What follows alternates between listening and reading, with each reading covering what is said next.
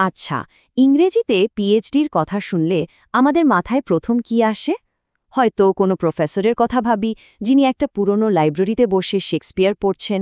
কিন্তু যদি বলি এই ধারণাটা এখন অনেকটাই বদলে গেছে, চলুন আজ আমরা এই ডিগ্রির পেছনের আসল নীল নকশাটা একটু খুঁজে দেখি। তো আসল প্রশ্নটা হলো, ইংরেজিতে পিএইচডি ঠিক কিসের জন্য? এটা কি শুধুই ক্লাসরুমে পড়ানো বা গবেষণার মধ্যেই আটকে আছে, নাকি এর চেয়েও বড় কোনো জগৎ আমাদের জন্য অপেক্ষা করছে? এর উত্তরগুলো কিন্তু বেশ অবাক করার মতো। দেখুন, মূল বিষয়টা হলো এই ডিগ্রিটা শুধু কবিতা বা উপন্যাস পড়ার মধ্যে সীমাবদ্ধ নয়। এটা আসলে যোগাযোগের স্থাপত্য বা আর্কিটেকচার অফ কমিউনিকেশন বোঝার মতো একটা ব্যাপার। মানে কিভাবে শব্দ দিয়ে বাক্য তৈরি হয়, সমাজ কিভাবে ভাষাকে প্রভাবিত করে, আর সবচেয়ে বড় কথা হলো সেই জ্ঞানকে বাস্তব জগতের সমস্যা সমাধানে কিভাবে কাজে লাগানো যায়। আচ্ছা, এবার চলুন একটু গভীরে যাই। এই ডিগ্রিটা অর্জন করা মানে নিজের জন্য একটা শক্তিশালী ভাষাতাত্ত্বিক টুলকিট বা সরঞ্জাম বাক্স তৈরি করার মতো। এই টুলকিট ভাষার জটিল বিজ্ঞানকে একেবারে হাতের মুঠোয় এনে দেয়। এই যে এখানে যেমনটা দেখা যাচ্ছে, এই পিএইচডি আসলে ভাষা ঠিক কিভাবে কাজ করে তার একটা গভীর ধারণা দেয়। এখানে কিন্তু শুধু সাহিত্য পড়ানো হয় না, বরং ভাষার গঠন, সমাজে এর ব্যবহার আর যোগাযোগের নীতির মতো খুব বাস্তব কিছু দিক নিয়ে কাজ করা হয়। একবার বিষয়গুলোর দিকে তাকান, দেখুন কতটা বৈজ্ঞানিক আর তথ্যভিত্তিক। ধ্বনিবিজ্ঞান থেকে শুরু করে কর্পাস লিঙ্গুইস্টিক্স পর্যন্ত, যেখানে ডেটা সায়েন্টিস্টদের মতোই ভাষার বিশাল ডেটা সেট বিশ্লেষণ করে বিভিন্ন প্যাটার্ন খুঁজে বের করা হয়। মানে এটা সরাসরি আধুনিক প্রযুক্তি আর ডেটা সায়েন্সের সঙ্গে জড়িত একটা ব্যাপার। আটটা উদাহরণ দিলে ব্যাপারটা আরও সহজ হয়ে যাবে। যেমন ধরুন সোশিও লিঙ্গুইস্টিক্স বা সমাজ ভাষাবিজ্ঞান। এটা আমাদের বুঝতে সাহায্য করে যে আমাদের সামাজিক পরিচয়, সংস্কৃতি বা আমরা কার সঙ্গে কথা বলছি তার উপর নির্ভর করে আমাদের ভাষা কিভাবে বদলে যায়। আর এটা কিন্তু শুধু বইয়ের পাতায় আটকে থাকা কোনো ধারণা নয়।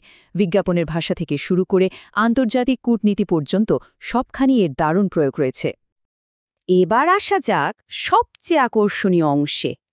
এই যে ভাষাতাত্ত্বিক টুলকিটের কথা বললাম, সেটা দিয়ে বিশ্ববিদ্যালয়ের দেয়ালের বাইরে কোন কোন নতুন দরজা খুলে যেতে পারে?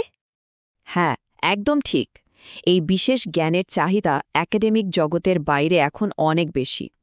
বড় বড় টেক কোম্পানি থেকে শুরু করে আন্তর্জাতিক উন্নয়ন সংস্থা পর্যন্ত সবাই এমন মানুষ খুঁজছে যারা মানুষের যোগাযোগের ধরন বিশ্লেষণ করে সেই জ্ঞানকে কাজে লাগাতে পারে, তাদের প্রোডাক্ট বা পলিসি আরও উন্নত করতে পারে।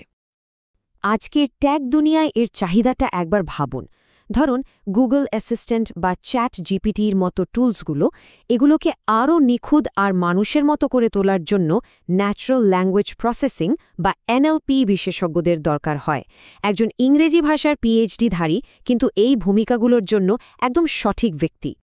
শুধু প্রযুক্তিই নয়, জাতীয় এবং আন্তর্জাতিক পর্যায়েও এর গুরুত্ব অনেক।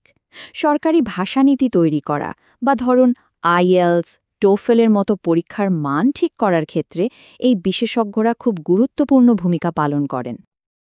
আর হ্যাঁ, এই ডিগ্রি কিন্তু আন্তর্জাতিক পর্যায়ে কাজ করার দরজাও খুলে দেয়।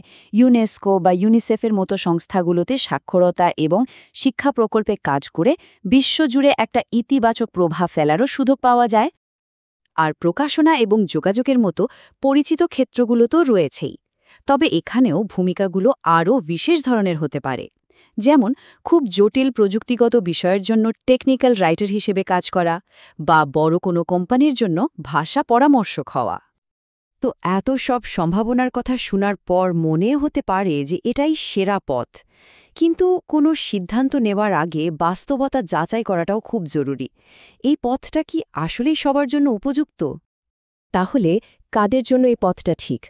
যদি লক্ষ্য থাকে একাডেমিয়াতে থাকা, ভাষাবিজ্ঞান নিয়ে গভীর গবেষণা করা বা উচ্চ পর্যায়ের কোনো নীতি নির্ধারণী কাজ করা, তবে এটা একটা চমৎকার পথ। কিন্তু এর জন্য প্রয়োজন কয়েক বছরের নিবিড় গবেষণা, একাডেমিক কাজের প্রতি গভীর অনুরাগ এবং পাণ্ডিত্যপূর্ণ লেখার প্রতি একটা অঙ্গীকার।